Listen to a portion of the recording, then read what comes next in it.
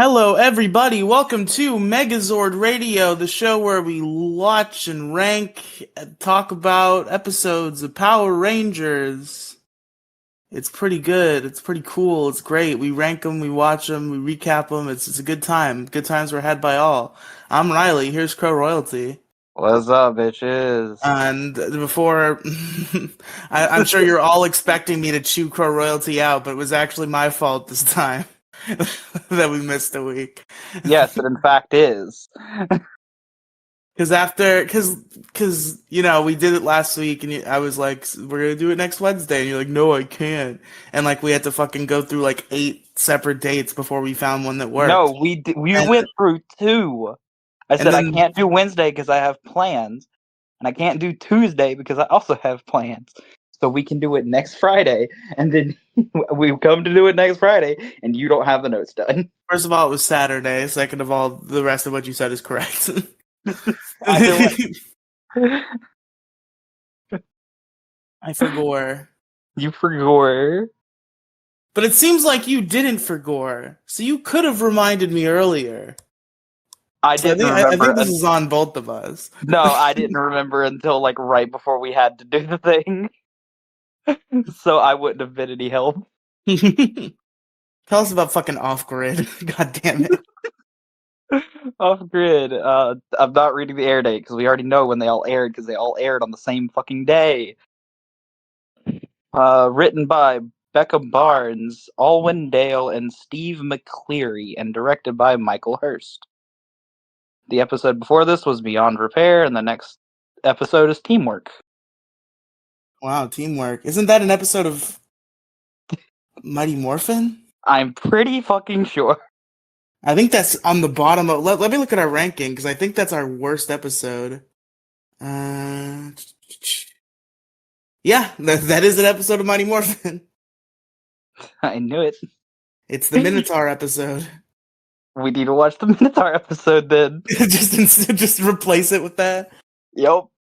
Because this is the episode where I have the most problems. Well... No. Anyway, we gotta talk about Off-Grid. I also did accidentally end up watching 2 episodes again. You silly boy. So, I forgot we switched over to doing 1 episode. Yeah, because these things are fucking meaty, bro. Yeah, I fucking know. Lots of meat on the bone, because because they wanted to make 20 episodes, and Hasbro was like, nah, we don't want to give you that 10. much money. We'll give you 10. We'll give you 10. And my opinion has been stated very clearly in the last episode of this show's rant. And all other preceding discussions. It's fair. So we start on planet Eridus, where our heroes are stranded. Javi's trying to play guitar with his robot arm, but it ain't working. He keeps snapping them strings and shit. Yep. Meanwhile, Billy is telling Solon about the time he lost his dinosaur powers and became a wolf ninja. Let's go watch the Wolf Ninja episode. That'll be better. Shut up. The episode Flashback. We just talk about fucking Ninja Quest. Yeah, let's get talking about Ninja Quest. It's the whole thing. Just the whole episode. All the 4 parts. Yes. Just do that and just insert that here. No. Wait, once we get to Ninja Quest, we have to come back to this and add a comment. No. If you want the full story of this particular timestamp, go watch this episode instead. It's way better. You're probably right. I think Ninja Quest is a better episode than this for sure, even though I like Cosmic Fury. If I had to compare, Ninja Quest is so much better. If I had to compare Power Rangers Cosmic Fury episode 3 Off-Grid and Ninja Quest is definitely better. Ninja Quest is way better. But anyway, so Solon sees this as a downgrade and comments about how losing Power Ranger powers is rough. Oof. I wonder if this is foreshadowing of some sort. Ion says they'll need their powers back if they want to fight Zed. Amelia how they'll do that. I wonder what they'll do. Not like they have a Master Morpher staff or anything. Amelia acknowledges Billy's Ranger syndrome. And then Foreshadowing. Amelia acknowledges Billy's ranger seniority and asks if he has any ideas. Billy has his powers. He doesn't need to give a fuck about you. Well, he does, because he's a good man. He can be a good guy and not give a fuck. Billy looks at the Morphin Master staff and says he'll try to help them like the Morphin Masters did last time, though his abilities are nothing compared to theirs. Which I call bullshit on. The fucking Billy's... how would you call bullshit on that? Because it's Billy fucking Cranston. It's Billy fucking Cranston, but he's still the fucking blue Mighty Morphin Power Ranger. He's not even, like, cool or anything. Yes, he fucking is. The Morphin Masters are, like, the most bullshit thing. They've been in the show from the very beginning. Yeah, and then fucking Dino Fury made them bullshit. They made the when Power they were Ray. in Mighty Morphin. When they were in Mighty Morphin, they were okay. But then Dino Fury went and made them fucking bullshit. I don't know. I mean, they're a Deus Ex Machina, but like you kind of sometimes dumb kid shows like this kind of need that. So I'm not too vexed.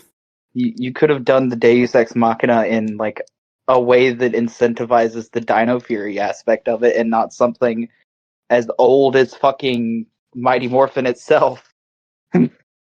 Anyway, though, so Amelia asks if Solon got the galactic comm system online so she can check in with home. Solon says it does not have the range. Ion anguishes about the Ranger. This. Ah. That was such a dumb joke, but I had to make it. Ion anguishes about this as Billy looks at some spare parts in a space cabinet. Amelia asks if they have the antenna that Zato used to send messages to Rafcon. Solon confirms that they do, and posits that if they set it up, if they set it up on a nearby dune, it could work. Amelia determinedly says, "Let's do it." Okay, she summons her inner Jason and says, "Let's do it." Okay, I have a question here. What's up? Didn't they literally just say the comms were out of range? Yeah, but not with an antenna that you could set up to make the range bigger. But here's the thing, that would imply that Rafcon is the same distance away from Earth that Eridus is. They could be on opposite ends. Maybe. Also, it's not... We don't know that antenna just reached right to Rafcon and couldn't go any further. All we know is that it reached Rafcon. He had no reason to send it further, but that doesn't mean it couldn't go further. That just means that there's remnants of Zato's fucking messages out in space then. Yeah, just fucking dropping just fucking random signals, like what people pick up from space randomly, as is. Yeah. Alien signals, ooh. Alien signals, ooh. Nah, it's just Zato being a fucking homesick man's. Zato sent it. Zato, the red Dino Fury Power Ranger, and nothing else. Absolutely not. Ion is not satisfied with this plan. He says Lord Zed is still out there with Ollie, and Zato could be in real trouble, and that maybe they should have stayed on Earth. Yeah, worry about your boyfriend. Yes. Amelia places a hand on his shoulder and says they made the only decision they could. Amelia suggests that he stay back and cook something while they set up the antenna, since that's something he enjoys doing back at the cafe. Ion agrees. He now owns, for those of you who didn't watch the last episode. Ion agrees. Javi snaps the strings on his guitar and grunts. Again? That's the second time. Solon consoles him, saying it'll get easier with time. Javi stops her short, saying he needs help, not pity. Now, I wrote this line expecting this episode to go in a different direction. I wrote, Billy gives him the "this boy has a valuable lesson to learn this episode" stare. Which, did he learn this lesson? I don't think he did. I don't think he did either. Javi doesn't even know how to restring a guitar on his own now. Billy volunteers to try and restring it. He asks Javi to tell him when it's in tune. Meanwhile, we go to Izzy and Fern, who are unpacking stuff in a room. I forgot Fern was revealed last episode. Yep, she sure was. I was expecting her to just walk out and be like, guys, in this one, and I forgot about doing that last episode. So Izzy says this will be a downgrade from wherever Billy usually sleeps, the Kingdom of Aquitar. With his fiance. Mm-hmm. Fern finds a map of the base and says it could be handy, and that there are more rooms there than you'd think. Did Billy leave his Equation wife? Oh, shit. Because the way Adam in Once and Always says, Sestria misses you. Did he, like, divorce his wife? Divorce his fish wife? Oh, shit. Oh, shit. Wait, hold on. That wasn't their name? It was Sestria. I thought it was Sestro. No, Sestro is the blue alien ranger who is a man. Adam refers to somebody named Sestria and says that she misses Billy. Hold on, Riely. Yes? Think about it real quick. Sestro didn't become trans. Shut the fuck up. Yes, he did. No, Sestro is Sestria. No. Sestria. That's also totally something that they would do now, you have to admit. I don't think... Well, they didn't do it, and now the show is over, so... No, that's totally something that they would be up for at this point, though. Think about it. Yeah, maybe. So, there's no real reason why they wouldn't. Maybe they shouldn't. There's no real reason why they would. the inclusivity thing that they've been going for. They already have an on-screen lesbian couple. They can have an on-screen trans woman. So Fern finds a map of the base and says it could be handy. They also have female Red Rangers now, so that's a step in the right direction. True. And that there are more rooms there than you'd think. Izzy points to a part on the front and says, "Is that a cockpit?" No, it is not a pit for a cock. Just gonna go right past that one. She realized this isn't just a map for the base, but plans to convert it into a spaceship. They riff about it for a sec. Fern says it did make it into space, just not how anyone imagined, and it took them with it, which reminds her, she got her a hoodie, or she got Izzy a hoodie to commemorate her first day in college. And since they're all low on clothes and won't be getting to school anytime soon, she might as well take it now. Izzy says college will still be there when they get back, and they should think of this as just a brief detour. Fern comments that mental gymnastics are not her favorite kind, and says a heads up about the Lord Zed sitch would have been nice. Izzy says she didn't want to ruin things, but it backfired, and starts to say she shouldn't have kept it a secret. But Fern interrupts her and says she knows she lives a double life, and college can wait for her to save the world. She's just glad they are there together. She just wants Izzy to tell her stuff from now on. Also, okay, I have a question real quick, and this is something that comes back up, okay? Okay.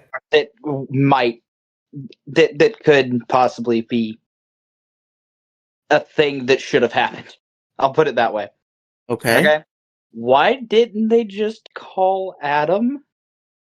They can't call anybody right now. No, I'm talking about once they get the fucking antenna set up. Why didn't they just call Adam? Adam has a fucking spaceship. What? They don't need to... Well, maybe...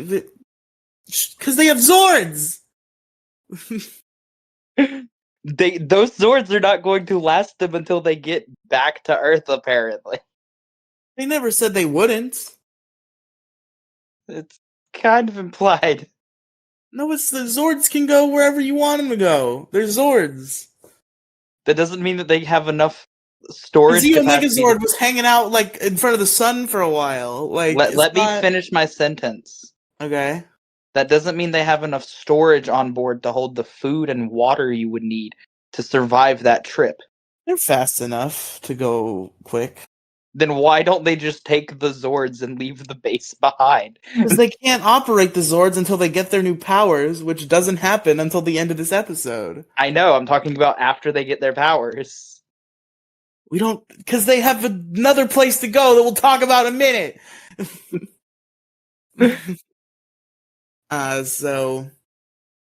Izzy agrees and says that in case she doesn't say it enough, she's lucky to have an amazing girlfriend.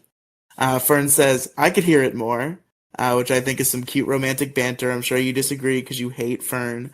I hate Fern because she's a plank of wood 90% of the time. And they're about to kiss on the mouth, but because that isn't allowed in this show, Ion starts slamming stuff around and interrupts them. Izzy, sorry? No, that is Ion. It is Ion. It I was was remembering the wrong scene for a second. Izzy and Fern run in along with Javi and Amelia. Javi asks what's wrong. Ion says he's trying to feed everyone, but there isn't much to work with, just some weird seasonings, some of which are stale. Amelia is just glad Ion is keeping busy and is getting ready to... Watch some of the weird seasonings that he has just be like paprika. I think he says what they were, I just didn't care. It was Fucker. stale nutmeg, cactus seeds or some shit. Cumin seed? I don't know. I think it was cactus seed is what he said. I'm going back to find what the fuck this man said. No, you're not. Shut up. I want to know what seasonings he has. I don't care what fucking seasoning he has. This is when I was trying to get all the notes done in an hour. Nobody cares what fucking seasonings he had. I do. Well, whatever. That's your own problem. Also, Young Sheldon is on Netflix now. I know. I saw. I feel like I'd rather review that right now. Oh my god. Amelia's just glad that Ion is keeping busy and is getting ready to head out to set up the antenna. Fern asks if she can come along, because she's never set foot on another planet before, and who knows what's out there. Ion figures there might be something to help the food situation, so he wants to come along as well. Izzy hits them with the whoa whoa, pointing out that none of them know what hazards may be present, and since no one can morph, they can't protect Fern. Fern says she could be helpful. Izzy says there's a lot more to clear out of Billy's room if she wants to help. Fern half-heartedly agrees, but obviously wanted to come. Meanwhile, Billy is holding a glowing dino key above the Morphin Master staff. Solon finds this incredible. Billy posits that the residual grid energy in the key is reacting with the staff, which is acting like a conduit like on Zordnia. Solon theorizes that the Morphin Masters use the staff to transfer power from the grid. Fern walks in and wants to be caught up on what Morphin Masters are. Billy describes them as mystical interdimensional beings who strive to maintain galactic balance. You want to know what I would have said in that situation? What would you have said? I would have said, Morphin Grid Wizards. Well, Crow, I'm glad you said that. Because somebody else also said that in the episode, and I was just about to read it. I forgot about somebody else saying that. Fern looks confused, so Solon does a Trini and translates that they are space wizards with magic staffs. Space wizards? No, they're Morphin Grid Wizards. Totally different. Shut up. Fern totally finds different interpretation of what the Morphing Masters are. Billy theorizes that with the residual energy in the keys and the power of the staff, it may be possible to induce a unique link to the biofield. Solon translates once more, telling Fern that they might be able to use this stuff to link to the Morphin Grid. Fern concludes that this means new powers, which Solon confirms. Solon asks what they can do to help. Billy says he'll need an intermolecular transducer and asks if Solon has one. Obviously she does. What self-respecting dinosaur does not have a fucking intermolecular transducer? What is that? Good question. See, okay.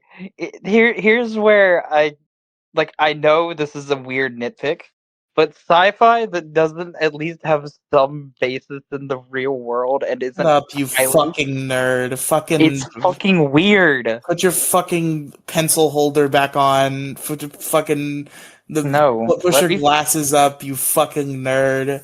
I did wear glasses for a while, but no. Let me finish saying my sentence, please. Okay. If you're saying random shit like that we have no idea what the fuck you're talking about, just makes everyone confused. Not really. If you're a normal person, you can kind of just watch a show like that and be like, oh, science device, got it. The fuck does it do, though? It transduces intermolecularly.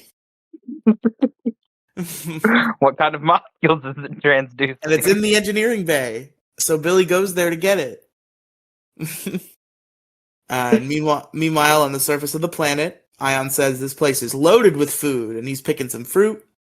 Izzy claps back with, "Want to come help then?" as she works on the antenna with the others. No, I don't think I will. No, I don't think I will. Ion says if he could find a little bit more, they'll be snacking all week. But then Ion finds something and tells the others to come check it out. It's an egg. And it's about to hatch. Little egg. Why doesn't Ion just immediately fry it? Because it's about to hatch. You can still fry it. Shut up. Just go toss it in a vat of oil.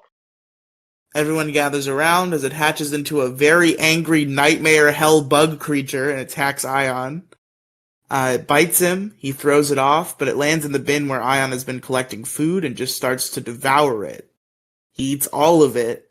Amelia is shocked by how hungry of a baby it is. Then it bursts open and becomes a Power Rangers monster. Amelia and Izzy are freaked out about potentially getting eaten.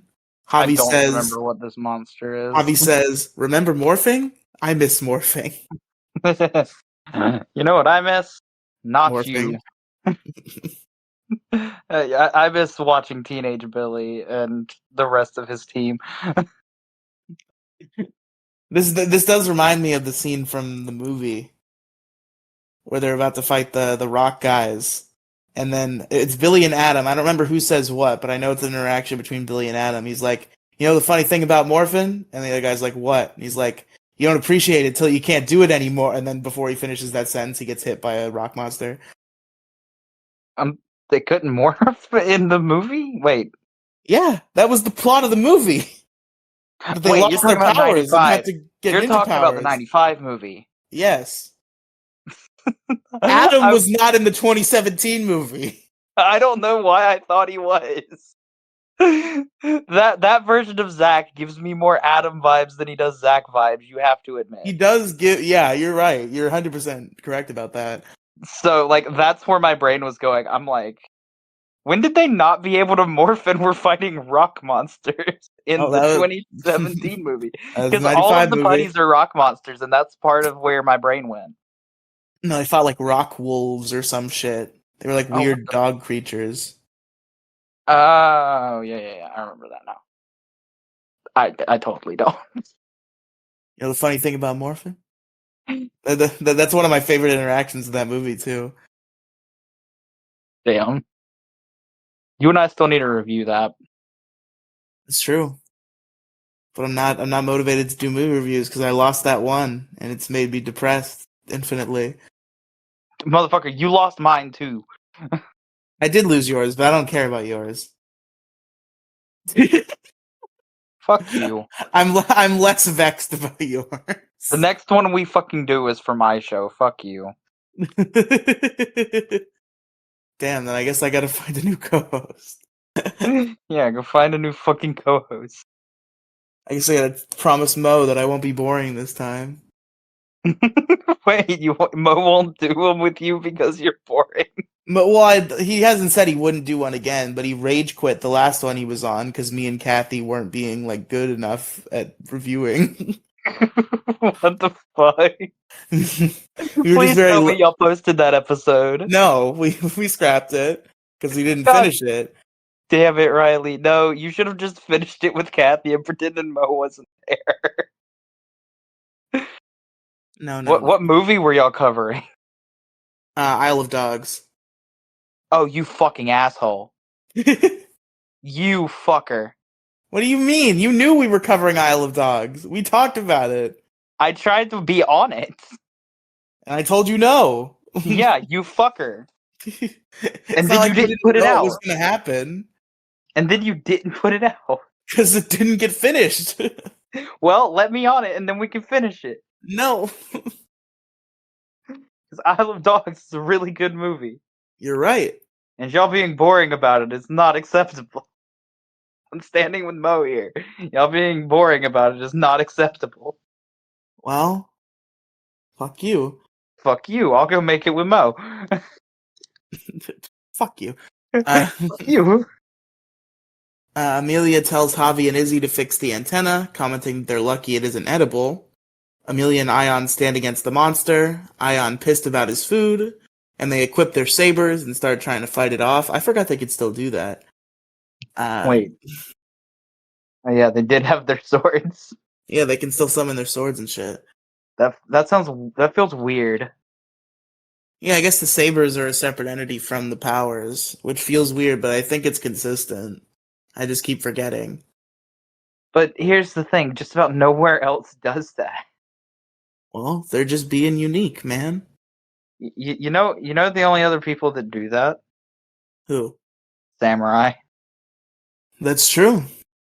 So, if we want to compare quality real quick, which one's Cosmic better? Fury's the better show, for sure. Samurai is the better show. Well, I guess there's 7 episodes for me to change my mind about that, but currently, if I compare Samurai what I've is seen the of better Samurai episode. to what I've seen of Cosmic Samurai Fury, is the better show. Cosmic Fury is the better show. You're Samurai wrong. is really bad. It is bad, but it is not Dino Fury or Cosmic Fury levels of bad. What is the... Okay, I haven't seen enough of Cosmic Fury. Maybe it gets worse. What is wrong with Dino Fury? Oliver. Oliver. He came around. I do not like him. But even then, At one all. Ranger you don't like? Is enough enough to make it the worst show ever? The majority of them, the exception being Amelia. What's wrong with fucking... I mean, Zato doesn't sell lines very well, so I understand. What's wrong with fucking Izzy and Javi? They're fine. They're... And Ion is fine. Ion is obnoxious. Ion made me mad in a couple of episodes. Like, incredibly mad. There were a couple episodes where he was annoying, but he had to learn. He had to learn how to Earth. It still made me very much dislike him from the start. He grew on me though. Like I disliked him at first, but then he grew on me, and he didn't really grow on me. He's continuing to grow on me in Cosmic Fury. Yeah, he doesn't really grow on me at all. Well, whatever. Listen, you can talk shit about all of them except for Izzy. I'll kill you. Izzy is okay, Great. but not that good. I'll accept that. That's wrong, but I'll accept that answer. That's literally been what I've said about her the entirety of the show. She is okay at best. I respect your opinion. I disagree with it. Javi is just a little bit better than Izzy, but not that much. I think Javi's a big standout. I don't think Javi gets the respect he deserves. Amelia is a big standout. Oh yeah, obviously. She's the best one. Javi looks like... Javi, in comparison to Amelia, is like a giant-ass step down, in my opinion. Well, but it's yeah, because Amelia's the best one. Everybody else. Like, Javi is the second best. I like Izzy better than Javi personally, but I think Javi does not get the respect he deserves. I think a lot of people are like, Javi's like nothing, and I'm like, what are you are we watching the same show? No, Fern is nothing. I feel like she's something so far. I feel like she's been something. Fern is nothing in comparison. She was nothing in Dino Fury, but she's starting to become something. Very little. she is very little, and Dino Fury, she just is nothing. Yeah, that's fair. That's my thing with Fern. The thing is, like, I was skeptical too, because Fern was nothing in Dino Fury, so I was like, they're gonna make that girl a Power Ranger? But the way they depicted her in Cosmic Fury so far, I'm like, oh, okay. Like, okay, I get it. I get it now. Okay, so given this is well over a month and a half after, I'm pretty sure most people have seen Cosmic Fury. I have not, so do not spoil Cosmic Fury. No, you know this. I know you know this, because fucking Twitter told you. Oh, okay. And I told you. You want to know why they made Fern a Ranger? Why? Because the actress was pestering the writers to do it. That's based. That's awesome. That is really based. Shout out to Fern's actor. What's her name? Look up her name. I'm looking it up now. Motherfucker, give me. What's her name? Jacqueline Joe. Shout out to Jacqueline Joe, based actor. Based. Imagine fucking like Paul Schreier. Just like, hey, make me a Power Ranger. Hey. Make me Power Ranger. Make me Power- Make me Power Ranger. Make me Power Ranger. I also don't think that would have worked on anybody else, and that makes this so much funnier to me. Pretty great. I love Jacqueline Joe or whatever it was. Jacqueline Joe. Imagine Ryan Carter doing that. Who did Ryan Carter? Oh, Heckle. fucking Heckle, yeah. Imagine Ryan Carter doing that in Dino Charge. That shit would not have flown. They gave him his wish eventually. Yeah, fucking Hasbro did, and then didn't get the right helmet. Oh, you and your Sentai. No, Hasbro did a stupid. Yeah, but considering they're two different shows, it doesn't really matter that the suit looks a little different. No, the point is, like, even in comparison to the comics where this suit already appears, they still did a stupid. Comics are a different universe. This is Even the universe with this still helmet. Stupid, and they admitted to doing a stupid. Fair enough. They had both helmets, and they did a stupid. Oops. So Amelia and Ion stand against the monster. Oh, we already did that part. Sabers. And the worst part about the helmet thing is fucking Simon denying that they had both helmets. What did somebody else say? Yeah, they did. Yes, several other people said, yeah, we did. We just made an error, and I'm like, okay, that is acceptable. But Simon saying it's Toei's fault is not. Yeah. Because y'all have both helmets. I knew they had both helmets. I don't know why I knew that. I just knew that before I'm starting to think I was hate bandwagoning the Simon guy. Fuck you. Because Dino Fury was not great, but it was fine. This show is fine so far. And Beast Morphers so far is fucking excellent. So Have you gotten to Nate? Yes. What do you mean have I gotten to Nate? He's in the episode. He's in the first episode. Just the entirety of Nate. Have you gotten that far into the episode yet? Into the first, I'm 9 episodes in, so yes, I've gotten far enough in the first episode to meet Nate. Nate is a Power Ranger now. Nate is terrible. He's my least favorite on the team, but I don't hate him. You haven't gotten to the part that makes me fucking hate him. Yeah, RPM morphers, I know, you spoiled it for me, I heard. Yeah, because that shit's fucking stupid. That is like the stupidest way to create a villain I've ever fucking seen.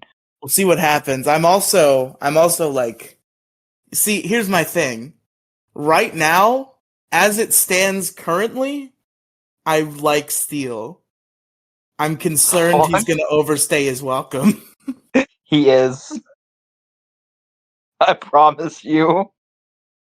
Because right now he's charming. I'm a couple episodes in, I'm like, he's a fun robot guy, but like, I feel like if he keeps doing this whole like, I'm the best, look at me go, the whole show, it's gonna be like, no, I would have preferred that, honestly. Okay, well, I guess we'll see what happens. They fucking 180 him, or 180 his entire personality in a singular episode. And it's just obnoxious. Interesting. You'll find out the episode, and that episode has way more problems with it than just that, but that is like the big one. So anyway, you haven't even gotten to the first Nate is a problem episode. Well, we'll see what happens. I've told you about the first Nate is a problem episode. All I know is that I like Ravi Zoe. Is just like a guy.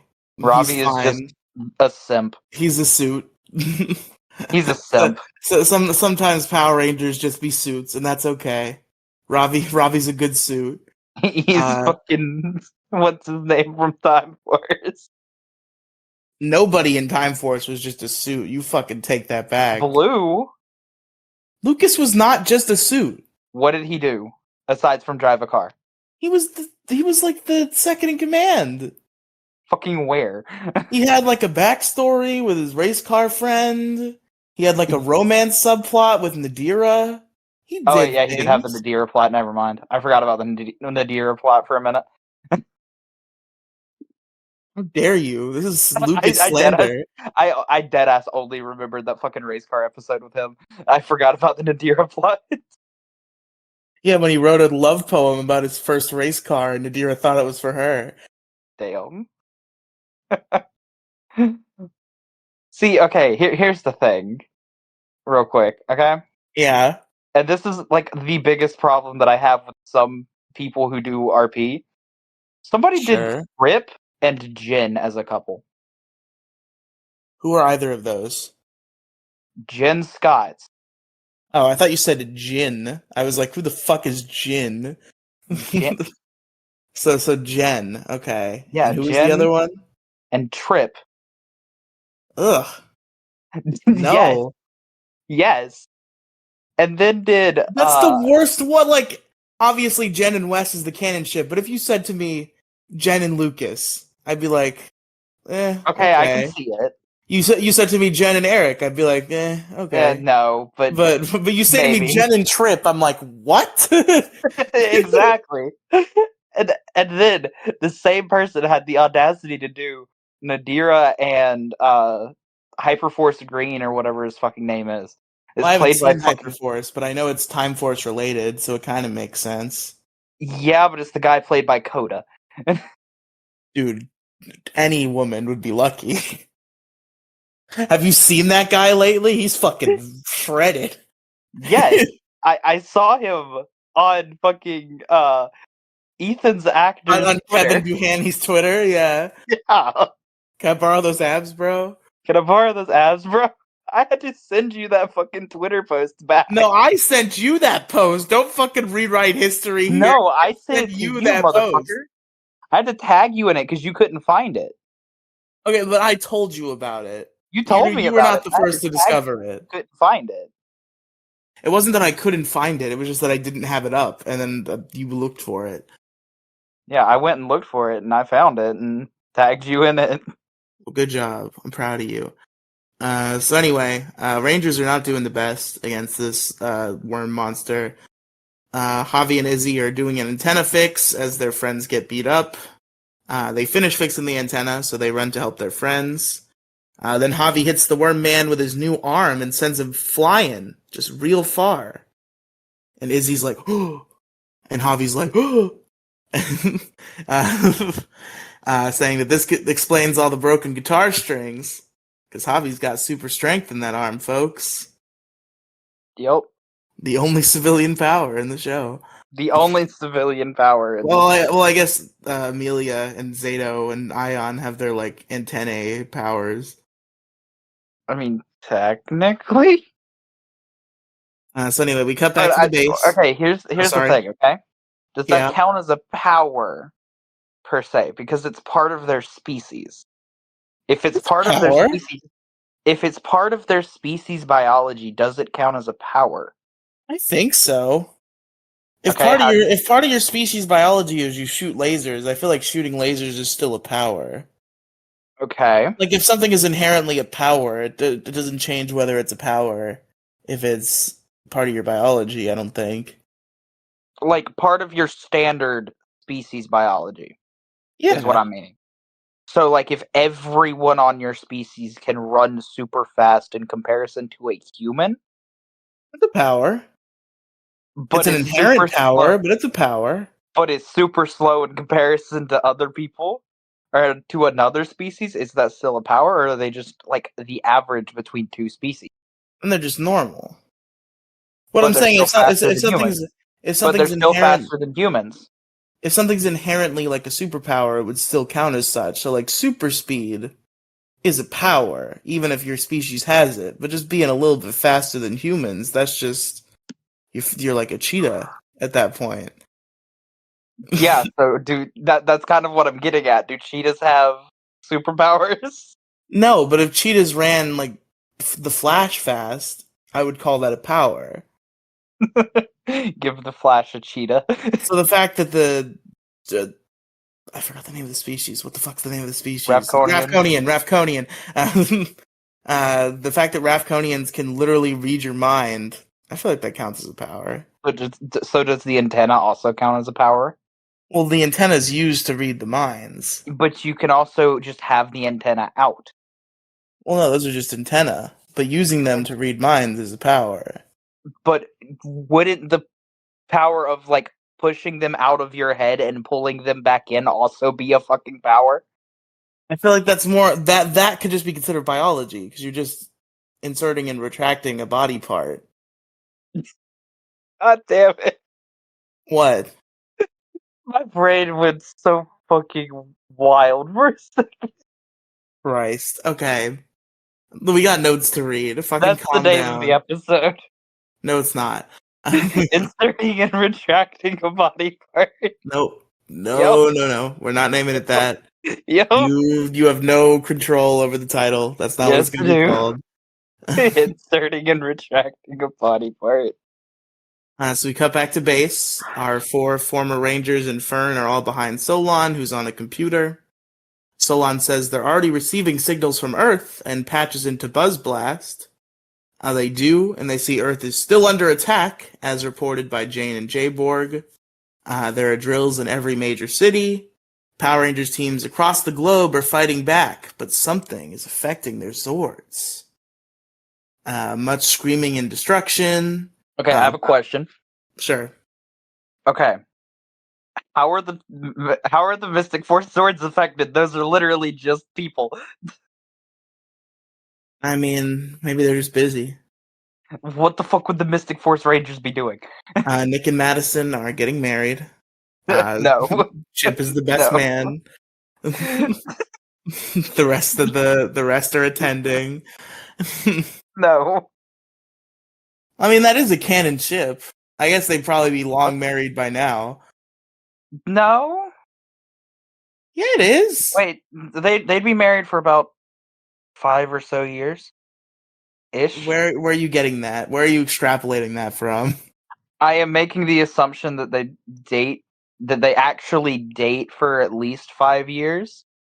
Well, even At then, they would minimum? have been married for 12 years at this point. Wait, yeah. I forget how long ago Mystic Force was. I forgot how long ago Mystic Force was. So anyway. That was in 2006. Yeah. I was 4. You were a I baby. was 1. If that. So anyway, the Buzz Blast stream goes down because of the destruction.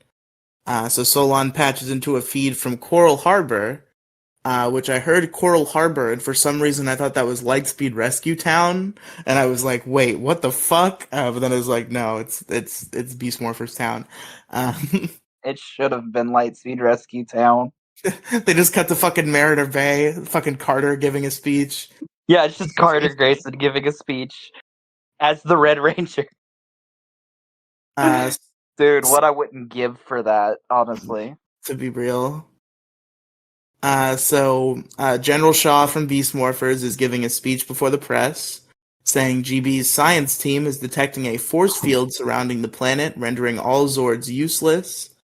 Except for the Mystic Force powers, because I call bullshit. Well, they're they're doing something. They're doing something, but I doubt they're fighting, because these shows like to pretend that Mystic Force doesn't exist. So GB and others are working to find its source, but until then, Earth is on its own. They've seen invasions before, but they're still here. Shaw ensures Earth stands united and defiant. Izzy laments about no Zords, blaming Zed. Amelia points out that even if they could morph and pilot the Zords, they couldn't help. Fern asks if they should get in touch with their parents and tell them they're okay. Javi shuts her down, saying they're too vulnerable there and getting traced would be bad. Izzy says that their mom and dad will freak, but Javi is right.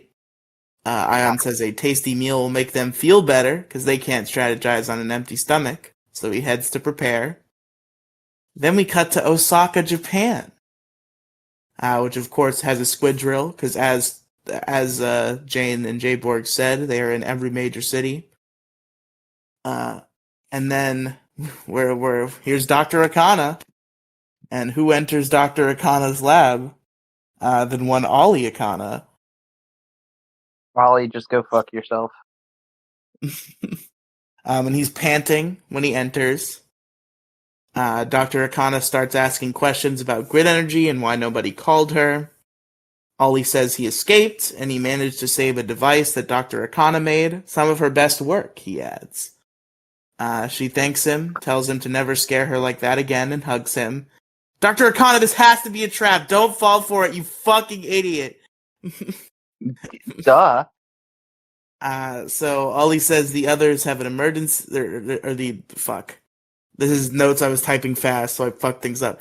Ollie says the others have an emergency teleporter in the base, but they left without him, so he came straight there. Because if he knows anyone that can help him rejoin his team and beat Zed, it's his mom.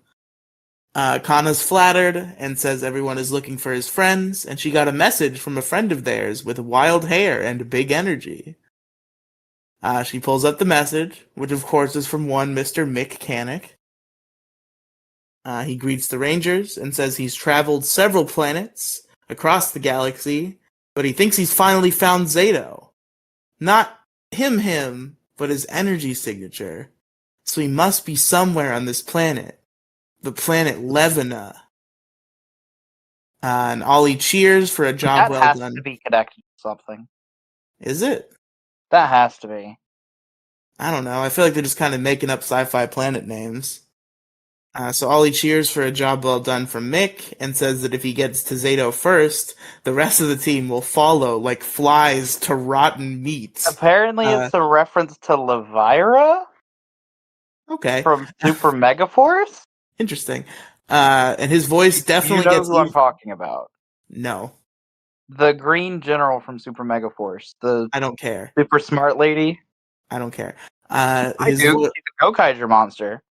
Well, I haven't seen Super Megaforce in about a decade, and I don't care go watch to Gokaiger. learn about it. So his voice definitely gets evil again as he says this, and Dr. Connor's like, what do you mean? What do you mean by that?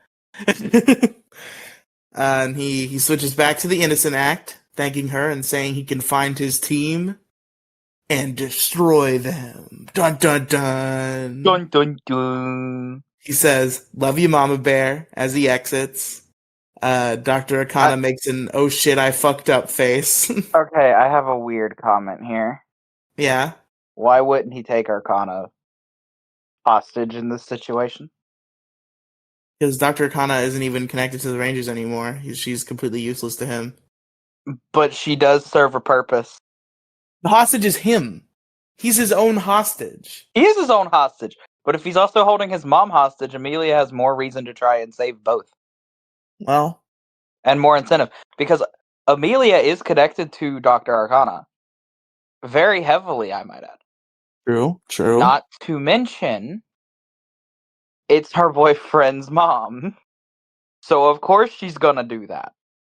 And also the fact that Dr. Arcana also helped free Ollie the first time.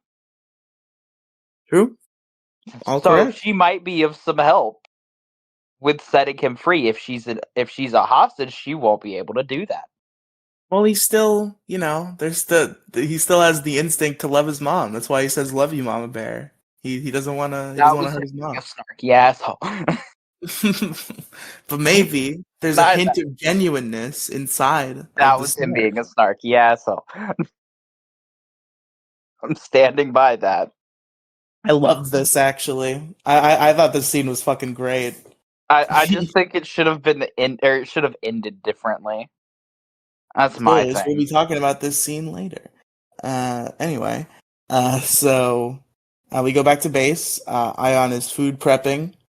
Amelia enters and shouts for his attention, and when he doesn't hear her, she turns off his whisk. Ion tells her to turn it back on, because he's whisking here! I'm whisking here! Amelia sees that. Ion says dinner is cooking and he's working on dessert, and asks her, "What's your problem?" by Johann Birch. Amelia Yeah, go buy asks, it, guys. Go buy it, guys. Go buy it. You need to go buy the book.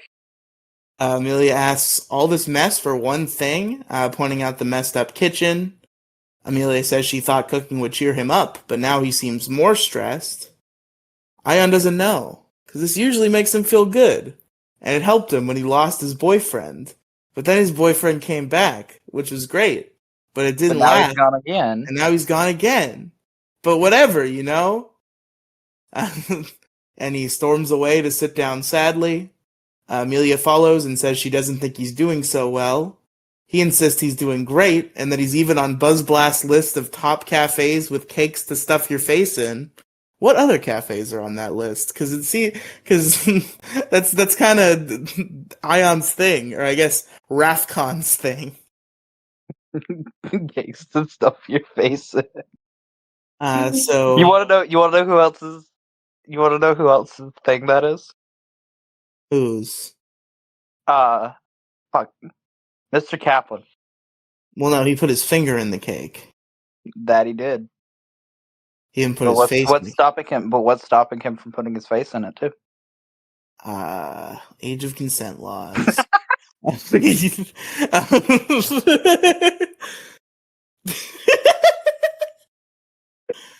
The episode title there.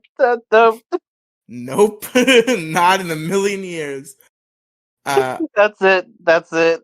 I'm not naming it that. I'm certainly not naming it that. I would rather name it the first name than that. No, I'm talking about face thing. Fuck, I can't remember how you said it. What do you mean?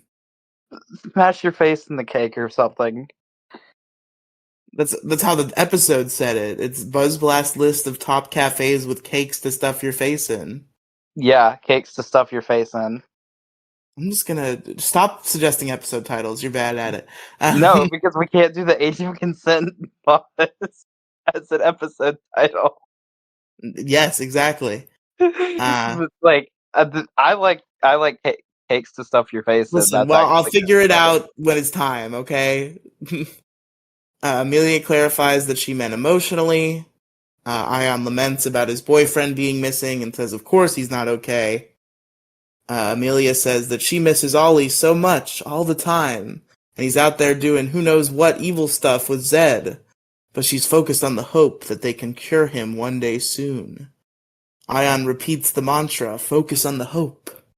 Amelia says it will get them through. She says she's not trying to replace Zato, foreshadowing, but she is his friend, and she's here to listen, but sometimes she'll need help too. She repeats something that Pop Pop often says. One thread is easy to break, but you weave them with others and they're stronger together, Nugget. I tried to do a Pop Pop impression, it didn't work out, I don't think. Ion says... No, it didn't. Ion says, like a rope. Amelia responds with, it usually comes up when he's fixing socks, but yes, which made me chuckle a bit. Good line. Amelia starts by sticking together and helping each other. Ion finishes, we're stronger. I want to hear your Amelia impression now. I don't know how to, it's just a girl. Do the I don't know how to Amelia do a impression. girl. Then. Figure out how to do a girl then. Usually when I read a girl voice in a game, I just go really stupidly high.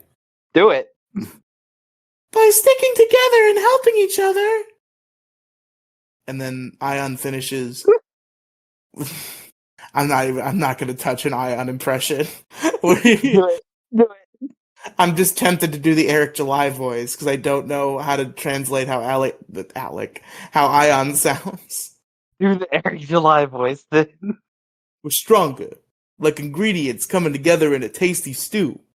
You see, what it is it's like a stew, and the ingredients are coming together, and that's what it is. So what you see, what it is.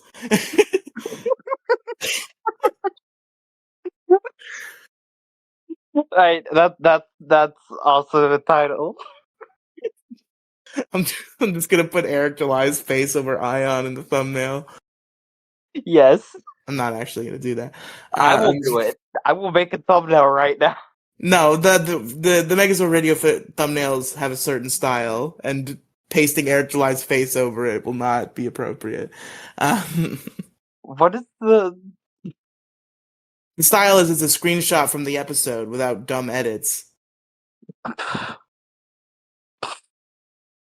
So Ion finishes, "We're stronger," I kind of missed movie reviews because we got to edit our faces over things. Yeah. Like ingredients coming together in a tasty stew. Amelia playfully criticizes him for mixing metaphors, then changes the subject and asks what's cooking in Ion's pot because it smells incredible. He says it doesn't have a name yet and offers her a taste. She enthusiastically accepts. It's some sort of stew, as he mentioned. She tastes it and it's very good. We cut to Solon, Izzy, and Fern. Solon is defending her hoarding by saying it's decorative. Izzy points out some rolled up papers and says that they might be able to use them as posters. Is she trying to trick Solon into looking at the plans? I have no clue. Why not just tell her to look at the plan? Anyway, so the one she picks up has the plans for the base spaceship on it, which Solon says she hasn't seen since their ancestors had tails. She says she was alone for millions of years, and she had fun designing things, but she could never crack this. Fern thinks it's so cool and tells her to imagine flying this thing around. Solon says, "I see why Izzy likes you. I'm glad that Izzy's surrogate dino mom approves of their gay relationship." Fern giggles. Then suddenly, alarm! It's a proximity alert. Something must be approaching the base. The others enter, and Amelia asks if it's Zed. It's not. It's that bug again. Javi is annoyed that he followed them. Izzy says she's filled her almost being eaten quota for the month.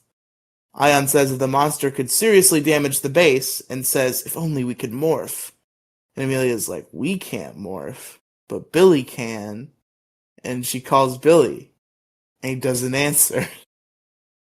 And Solon says that he's been locked in the engineering bay for hours, and that he's not answering comms. She also says that if he's trying to activate the Morphin Master staff, they should let the man work. Amelia says that even though they can't morph, they can fight, and rallies the troop to take the bug guy down. Ferns questions this move, asking about how the thing almost had them for dessert last time. Until Javi did a thing. Javi did do a thing. Izzy says go have Javi do the thing again. Yeah, just have Javi do more thing. Izzy says they still have a duty to protect people, including her, and kisses her on the forehead.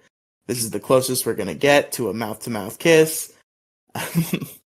We cut to the bug running toward the base on the planet as the 4 Rangers teleport in with their sabers and hoods on to counteract the sand, I guess. Fucking no. Amelia comments that their base is off the menu. Fighting begins. The bug quickly knocks away everyone except for Ion.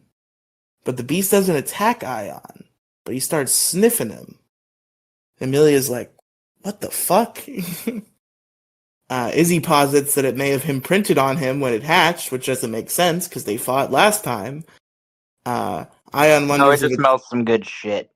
Yeah, Ion wonders if it's him or those weird spices he found earlier. And then he starts using his kicking apron like a bullfighting cloth, but the bug eventually snatches it and eats it up. Amelia says that that's another rave review for Ion's food and that stew is going to be great. Ion just kind of looks at her with the I have an idea face, then teleports away. And Izzy's like, tell me he did not just bail. Javi winds up his robo-arm to try to do the thing again, but he gets some gross bug liquid spit on him. And now his arms are stuck together, and it's gross, and he don't like that. So the bug closes in on our heroes as they stand still in terrified anticipation. Then Ion teleports in, and he's got a whole-ass bike and a helmet, because safety first, kids. Safety first, guys. Safety first. And he's carrying the stew on the back of the bike, and he's like, my cafe's open again, and here's the stew to go, and come and get it. So the bug gives chase. Ion cheers as he rides before throwing the stew on the ground, exclaiming, order up! Ion stops, and the bug stops to eat the stew. Ion says, bon appetit, beastie. We cut to Earth's orbit, where Squillia my girl, she's streaming a dance routine with some other monsters on the familiar platform of space TikTok. Zed is watching and says that he is extremely confused. Ollie enters, as he also says that he feels so old. Boomer Zed can't get with the times. Cringe. Ollie addresses him and says he has important news. Hey, Riely. Yeah, what's up? Good check in general. Okay. Again, I can put these out in 5 minutes. I just think this one's really funny. Why? Why have you done this? So folks, because you're not gonna see this because it's not gonna be the thumbnail, so I'll explain it to you. Crow has taken the shot from this episode where, spoilers, they morph into their new suits, and they all stand together with their weapons.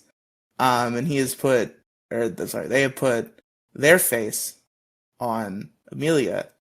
They have put my face on Javi. And they have put Eric July's face on Ion. I told you I was gonna do it.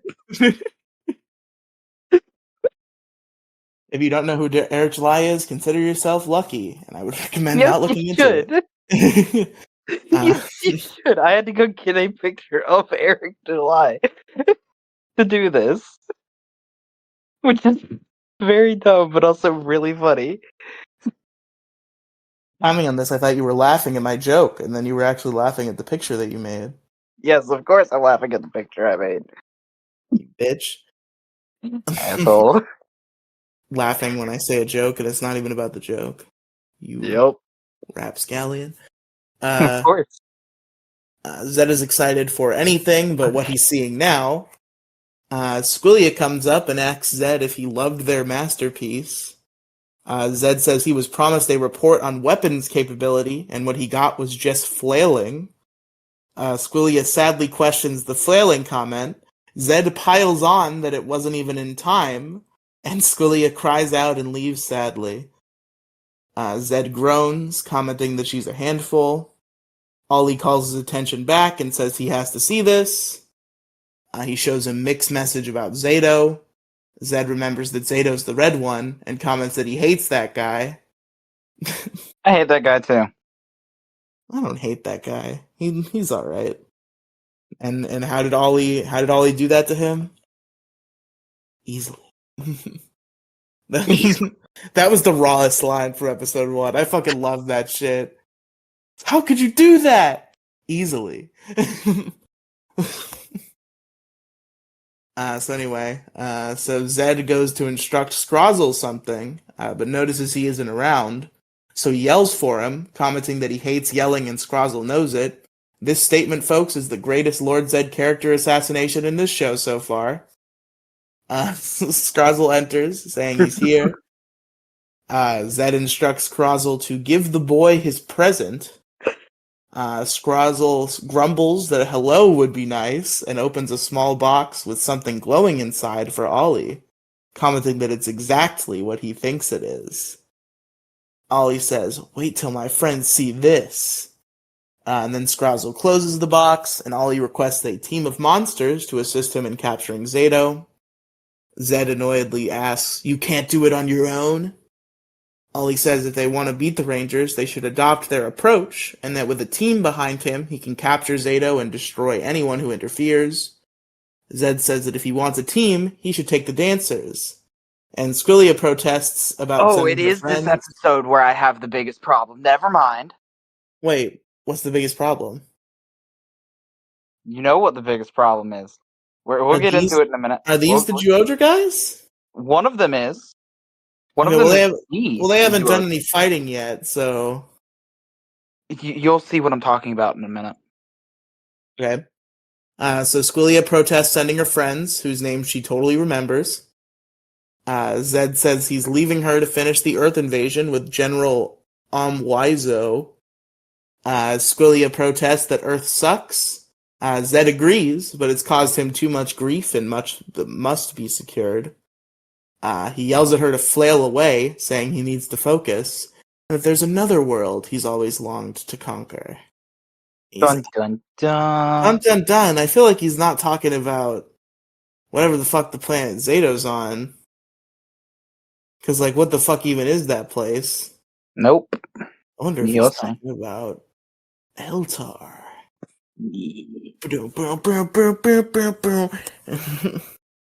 Riely's game theory that Crow Royalty already knows the answer to because they watched ahead like a bitch. I could probably give the answer to if I really wanted to, so shut the fuck up. Well, you better not, you motherfucker. So we go back. We go back to the base. Shut up. I'm gonna spoil it. Don't spoil it. I'm gonna spoil it. Don't do it. I'm gonna do it. Don't you fucking do it. I'm gonna do it. I'll say your Twitter @ and I'll leave it in this time. Fuck you. So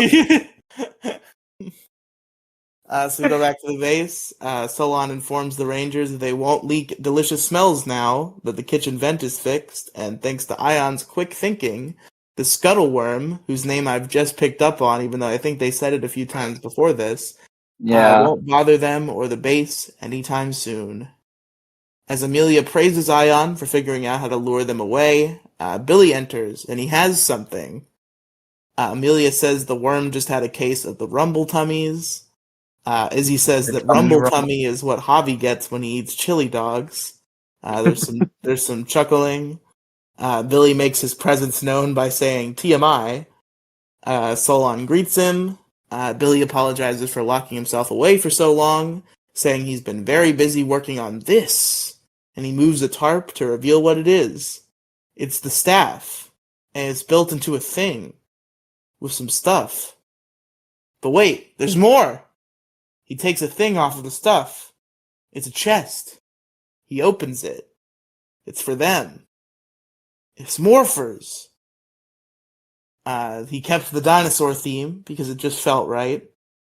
Javi asks if they're new morphers. Billy confirms this with his signature catchphrase, affirmative. Affirmative, guys. Affirmative. Remember when he says that? Yeah, like never. What do you mean? He says it all the time. I'm kidding. The joke is that nobody who hasn't seen nobody who hasn't seen Mighty Morphin would know that. Well, shut up. Suddenly their comms all make a strange beep. This was meant to happen. The morphers are now linked to their comms, and they all teleport on their wrists, and they're all like, whoa! Ion comments that his morpher matches the others now. Izzy asks if they can morph, since they aren't connected to the grid anymore and their keys don't work. And Billy says, that's where this comes in. And he walks back over to the thing with the staff. He presses some buttons and explains that it was relatively easy once he used the molecular transducer to quantum lock the residual energy in their dino keys. Everyone just kind of looks around skeptically as they do not understand Billy language. Billy says it'll be easier if he shows them. The thing starts doing some stuff and doing a big glow. And Billy says it's manifesting the morphin grid. And everybody's like, whoa! Then some balls of light float down to the Rangers. They catch them. Two of them land with Solon, which are for Zato and Ollie when they return. Which Ollie still has powers. I don't think he needs this. I'm not going to give my insightful information. Yeah, don't. So they're little globe thingies. And Billy's like, well, come on. It's morphin time. And he explains that they just opened the hatch on the morpher and put the cosmic orb in. Javi comments that they work just like their dino keys. So they say, cosmic orb, and they put it in. Billy tells them to close the hatch and they'll be good to go. They call link to morphin grid and close the hatch. The orbs be glowing. A morph occurs.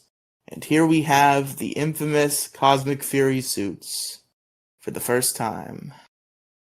Nope. What do you mean, nope? I said yep. Oh. So, I also think these suits look kind of goofy, which is the general consensus. I don't despise them as much as some seem to. IU, yes. I also had an interaction with a friend of mine on Twitter. This is somebody who was doing some Power Rangers related Twitter Spaces that I joined. He's been doing these little like Power Rangers tournament polls. He's a Power Rangers fan on Twitter at Storyteller D Wes on Twitter. And he posited to me that the muscle padding, which I thought was just goofy and silly, may be inspired by ancient Roman armor that was modeled to look like muscles. And I was like, oh, you know, I never thought about it that way. No. What do you mean, no? Yeah, no. Why not?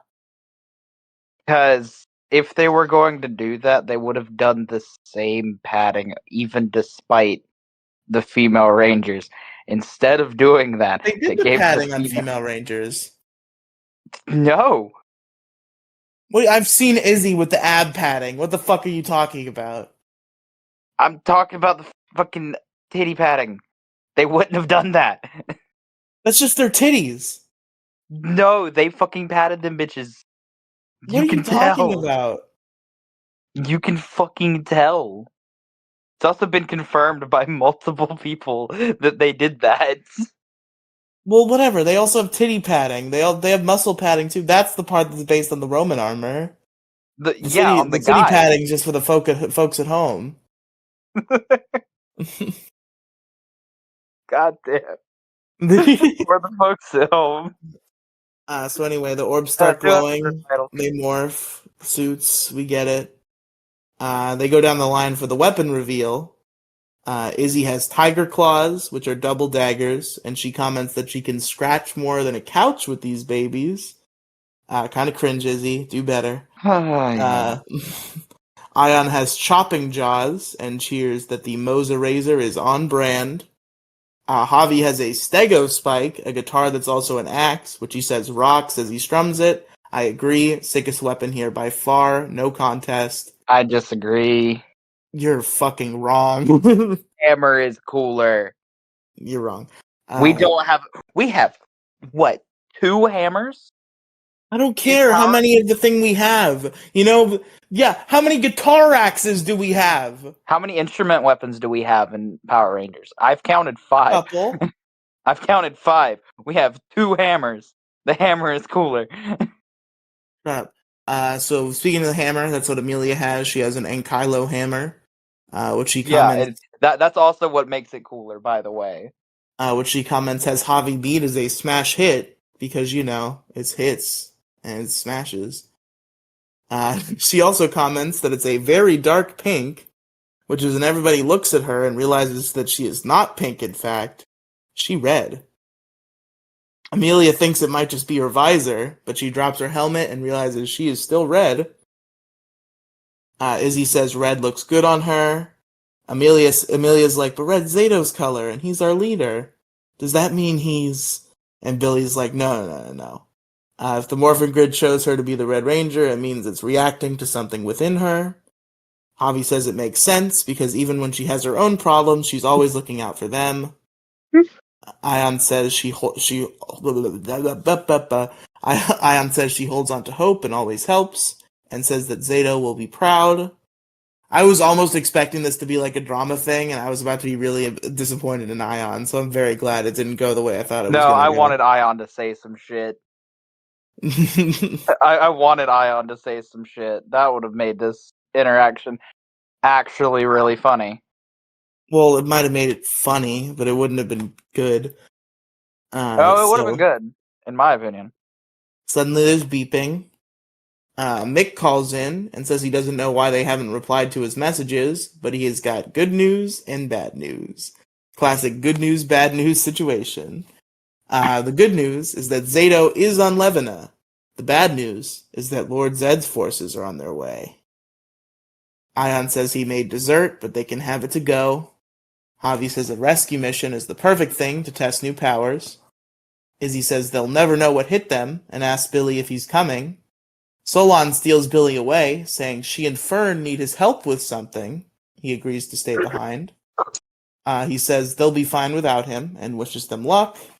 And Amelia enthusiastically says, let's summon the Zords! And that's it. That's off grid. Yep. And they're not off the grid anymore. Now they're on the grid. Now they're on the grid. They got back on. The dancers are so fucking stupid. They used a monster suit from a show I like. Riely, we've been over this. Fuck off with that shit. That is what it is, though. The fact that she doesn't have anything at all going for her? Yeah, they just used a suit that they had. That they could have made into a fucking character, but they didn't. They didn't have enough episodes. You can do character shit with not a lot of episodes. Yeah, but they used that time for other things. Fucking Infinity Train, of all things. Okay, yeah, Infinity Train, an amazing fucking cartoon made by critically acclaimed cartoonists. Wow, maybe that's a little bit better than this slap chop, half the length of a normal Power Ranger season that Hasbro gave them 2 paper clips to make. So that is not okay. First off, they had a lot more fucking money than than you think they did. I don't know if that's true. They had enough money to make 10 episodes of Power Rangers. 18.9 million. How much does a Power Ranger season usually cost? Also, no way! For Cosmic Fury? Hold on, did I? Oh, nope, hold on. I put Dino Fury by accident. For Dino Fury? Yeah, for Dino Fury it was $18.9 million. I didn't think Power Ranger season costed that much. Okay, I can't see the Cosmic Fury thing posted. But I guarantee you they had more. No, I think they had less, which is why they made 1/4 of the episodes. But okay. Okay, what? Hold on, I'm gonna check another season that is critically acclaimed for its low fucking budget. By claims, do you mean panned? Hold on. What was the budget of this fucking show? I'm literally trying to look up the fucking budget for what Power Rangers RPM was. Alright, this is stupid. You're not gonna find it. Who was your favorite character in this episode? Solon. Okay, at least you didn't say Mick this time, because I would have killed you. I should have said Mick. I forgot he was in this episode. Too late now, it's Solon. For all of 2 seconds, but I'm changing my answer.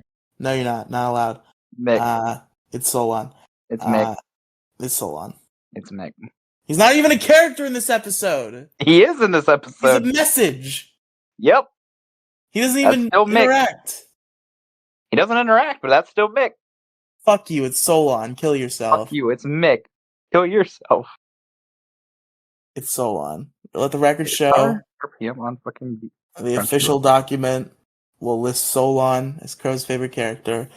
My favorite character in this episode, again, pissing off Crow royalty by picking all of his least favorite characters. My favorite character in this episode was Ollie. Fuck you. I've been a vocal supporter of Evil Ollie, and I think this episode was perfect for him. I think him tricking his mom was pretty devious. I like how he stood up to Lord Zed and was like, "Hey, buddy, you want to beat the Power Rangers? Maybe we should do what they do and actually have more than one person go." You think? I think Evil Ollie did very well this episode. I'm recording. I am recording. So anyway, now that we've acknowledged that my favorite character is Ollie and yours is Solon, what's your favorite scene? Mixed message. Fair enough. Fuck off. And my favorite character is not Solon. My favorite character is Mick. Well, no, because remember that thing where we try to keep our favorite scene separate from our favorite character? You do that. Your favorite character is Solon. Your favorite scene is Mick's message. You do that. And my favorite scene... There's a couple good emotional moments. I'm trying to think of what I want to go with here. Probably Ion and Amelia's talk. Because just hit my good Power Rangers power of friendship heartstrings pretty well. I think it foreshadows the Red Ranger thing in an interesting way. It's good. I like it. I like it nice. Amelia's being a good leader, giving the pep talks. And now we gotta rank it. Number 3. What even happened last time? I don't fucking remember. What happens in Beyond Repair?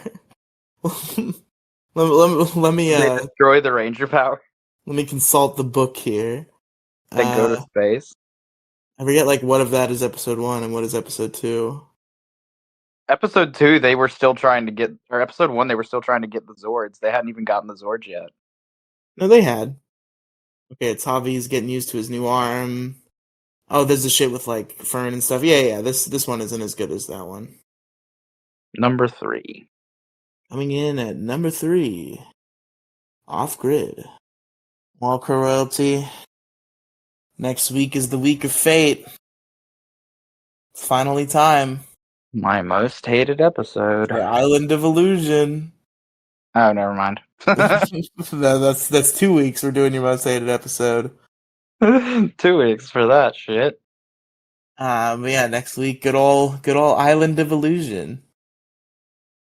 Get to see all the Power Rangers experience their greatest fears. And Tommy's is 5 putties. And Tommy's is in fact 5 putties. And not something like, I don't know, the Dragon Zord collapsing on him. That'd be a good one. That'd be like way scarier, I would think. Or just like a guy who's better at karate than him. Jason. How could this happen? just Jason kicking his ass. Well, no, him and Jason are equals. They tied each other. No. Just imagine. Tommy's worst fear is just Jason kicking his ass. How could this be? I'm the one with the muscles and the power. No, you're not. I'm the one with the muscles and the power. I'm the one with the muscles and the power. Immediately after Gung. The muscles, got the power. We got the Rangers. Got the movie. And before that we got the Turbo and the And the The movie's called Turbo, a Power Rangers movie. That's what the movie's called. Oh. Which is a weird way to title the movie. Yes. Why is it not just Power Rangers Turbo the movie? Because Power Rangers Turbo the movie. Turbo, a Power Rangers movie. Because Power Rangers Turbo the movie sounds weird. Why? I don't know. It just does. Or just Power Rangers Turbo. Yeah, Power Rangers Turbo. It's not like you're gonna confuse the theatrical film for the show. They're not showing the show in theaters. That'd be funny. I wish there was more actual Power Rangers movies, honestly. It's honestly weird to me that there wasn't. Well, I guess it was mostly a budget thing. They were gonna do a Time Force one, and then it didn't happen. Yeah, but like, here's the thing. Mm-hmm. That's a whole other like realm of we can make money off of this. They got to put in money. Thing. And money. Sentai has movies. Sentai has a lot of movies. Yeah, but those movies are like fucking 25 minutes long. They can't make like a real movie out of that. 45, most of them, and then there's some that go well over an hour. Well, they weren't about that life. They didn't even make the Time Force movie. They should have. They should have. I would pay so much money to just watch that. I just want to see the deleted scenes from the Turbo movie. Same. I want to see Adam riz up a mermaid. Oh, me too. And Tommy fight an alligator with a flamethrower. I'm sorry, what? Yep, that happens in a deleted scene. What? In his like turbo backpack, there's a flamethrower that he uses to fight an alligator. Are you sure that's not a cut scene from Turbo the show? No, that's from the movie. It's on like the back of like a DVD case too. Not a DVD case, some sort, maybe like a tie-in book or something. It's on the back of some official Power Rangers Turbo media is a shot of Tommy shooting a flamethrower, which is from a cutscene where he uses a flamethrower to fight an alligator. Damn. Damn. But yeah, that's Cosmic Fury this week, boys. Yep, we're done. It's over. Where can they find you, Crow? linktr.ee / crow _ royalty. Because somebody took my motherfucking link. Riely, where can our listeners find you? linktr.ee / rielycinematicuniverse is in the description. It's in my pinned tweet on @RielyTweets. It's pretty cool. It's got stuff and things, podcasts, the Issue Crew, fucking Detour Ahead podcast, the Riely and Friends YouTube channel where you can catch the new Riely Radio live stream program. It's all sorts of Riely, stuff. Hey Riely, real quick. Yeah, what's up? Okay, before we go, I want to ask you this. You use Spotify, right? Just on the regular, right? No. Oh, what the fuck? I do not have a Wrapped this year. If that's what you're Damn asking. it. That's what I was about to fucking ask. I wanted to know what was on your Wrapped. There are Wrapped. There are Spotify for Podcasters Wraps about how my podcast performed this year. But I do not have any listener Wraps. Damn. Speaking of that, I should look at Megazord Radio's Wrapped and see how awful it is. Yes, you should. Cause Let me pull that up right now, actually, before we go. Send it to me. I'm gonna talk it through on air. Let me. Yeah, I'm gonna tell everyone on the internet what my podcast listening Wrapped was, or what my top 4 podcasts were. The Issue Crew at number 1. Megazord Radio, a Power Rangers watch along podcast at number 2. Middle School GSA at number 3. And The Crow's Nest at number 4. Can't imagine listening to yourself that much. Well, apparently I do, and then I also listen to Demigloom a lot. Alright, 2023 Wrapped for Podcasters. We're looking back on the year and celebrating with exclusive data about Megazord Radio, a Power Rangers watch-along podcast, and your fans. Find out what really spoke to listeners in 2023, and how you can keep growing your show in the year to come. Let's see. It's loading up. We're rapping. Come on now. You can do it. Whoa, 2023 Wrapped! How many new listeners did we Megazord get? Radio, your Wrapped is here. Let's go! In 2023, people were really, really feeling what you do. Does it tell you who your top listener was? Well, no. That'd be Ready? sick. Let's take it from the top. Speaking of top, your top episode was episode number 1, Rita's Coming Out Party. It was streamed 71% more than your average episode. How does it feel to have gone global?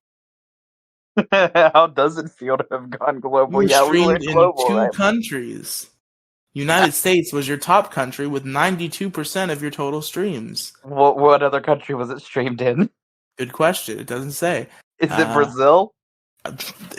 Honestly, I would guess. I would too. Your listeners have good taste, obviously. So what else are they into? Your listeners' top podcast genres were number 1, health and fitness, number 2, TV and film, and number 3, comedy. Your listeners' top music genres were number 1, contemporary country, 2, pop, and 3, alt-Z. Whatever the fuck that means. The alt-Z thing is my fault. Your listeners definitely told their friends about you. Okay, hold on, real quick. Here's how listeners spread the word. 100% direct link. Hey, Riely, okay, hold on a second. Okay. So... Yeah. Okay, so the contemporary country thing might Sure. also be on me. Okay. That's basically country from the early 2000s. Okay? It was like my 3rd largest like top or in my top genre. My number one being Alt Z, so I'm very surprised that wasn't higher. And so anyway, the rest of it was just like, yeah, thank you for being a podcast. We should have recorded a like video thing for our top listener. Shut up. So folks, because you can do that. Wait, do what? Like the video thing, because on Spotify Wrapped, it will like show you videos that are made for the fans from your top artists. If What that the makes sense. fuck are you talking about? They're basically like TikToks of the artists saying thank you for listening to my shit. Oh, okay. We could have done that. No, I don't think they Just gave you the ability made a little to do mini that. podcast episode of us just thanking our listeners. AKA you. Yeah, it's just me. Until next time, we're morphing out of here. Link to Link to Morphin Grid. Grid.